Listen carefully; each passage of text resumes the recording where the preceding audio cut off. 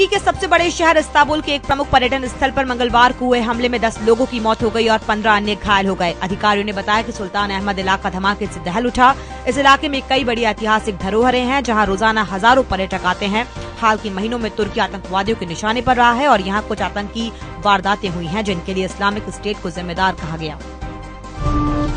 दिल्ली के सीएम अरविंद केजरीवाल ने डीडीसीए मामले में अरुण जेटली की तरफ से दायर सिविल मानहानि मामले में अपना जवाब दिल्ली हाई कोर्ट में जमा कराया है। केजरीवाल ने साफ तौर पर जेटली से कहा है कि जब आपका कोई मान ही नहीं तो इसकी हानि कैसे हुई। केजरीवाल ने कहा, जेटली का यह दावा कि आम लोगों के बीच उनकी छवि एक सम्मानित व्यक्ति की है, ये बड़ा चढ़ाकर किया गया दावा है जिसका कोई आधार नहीं है। 2014 के चुनाव में बीजेपी की सफलता के बावजूद जेटली 1 लाख से ज्यादा वोटों से हार गए थे।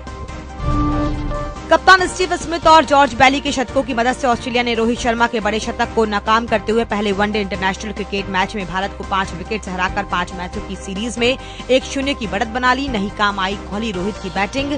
भारत ने पहले बैटिंग करते हुए रोहित और विराट कोहली के बीच दूसरे विकेट के लिए 207 रनों की रिकॉर्ड साझेदारी की मदद से 3 विकेट पर 309 रन का स्कोर खड़ा किया। रोहित और कोहली की ये साझेदारी ऑस्ट्रेलिया के खिलाफ दूसरे विकेट के लिए भारत की सबसे बड़ी साझेदारी है। वेदांत के विख्यात और प्रभावशाली आध्यात्मिक गुरु स्वामी विवेकानंद की 153वीं जयंती के मौके पर छत्तीसगढ़ के रायपुर में युवा महोत्सव का आयोजन किया जा रहा है। इस मौके पर प्रधानमंत्री नरेंद्र मोदी ने युवाओं को वीडियो कॉन्फ्रेंसिंग के जरिए संबोधित किया। गृह मंत्री राजनाथ सिंह ने कहा कि पठानकोट आतंकी हमले को अंजाम देने वालों के बारे में प्रदान गई सूचनाओं पर प्रभावी कार्रवाई करने के पाकिस्तान के आश्वासन पर अविश्वास करने का भारत के पास कोई कारण नहीं है। सिंह ने यहाँ एक समारोह से इतर कहा, पाकिस्तान सरकार ने कहा है कि वह प्रभावी कार्रवाई करेगी और मैं सोचता हूँ कि हमें इंतजार करना चाहिए। गृह मंत्री ने कहा कि चूंकि पाकिस्तान ने भारत सरकार को आश्वासन दिया है, इसलिए उनके ऊपर इतनी जल्दी अविश्वास करने का कोई कारण नहीं होना चाहिए। तमिलनाडु में पोंगल उत्सव के दौरान सांड को काबू में करने के खेल जल्लीकट्टू से प्रतिबंध हटाने के मामले में सुनवाई अब सुप्रीम कोर्ट में न्यायाधीश दीपक मिश्रा की अध्यक्षता वाली एक अन्य पीठ करेगी।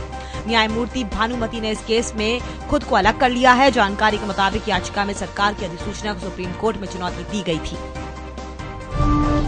उत्तराखंड राष्ट्रीय युवा दिवस के मौके पर राजधानी देहरादून में एक साइकिल रैली का आयोजन किया गया। इस रैली में मुख्यमंत्री हरीश रावत और खेल मंत्री के साथ भारी संख्या में युवाओं ने हिस्सा लिया। साइकिल रैली को सीएम हरीश रावत ने हरी झंडी दिखाकर रवाना किया।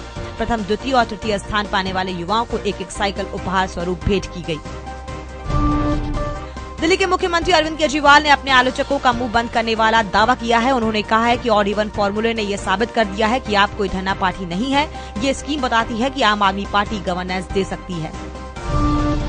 आभूषण विक्रेताओं की हाजिर मांग घटने और विदेशों में कमजोरी के रुख के बीच राष्ट्रीय राजधानी के सराफा बाजार में आज सोने के भाव 2 माह के उच्चतम स्तर से 200 रुपए की गिरावट के साथ 26,250 रुपए प्रति 10 ग्राम पर आ गए।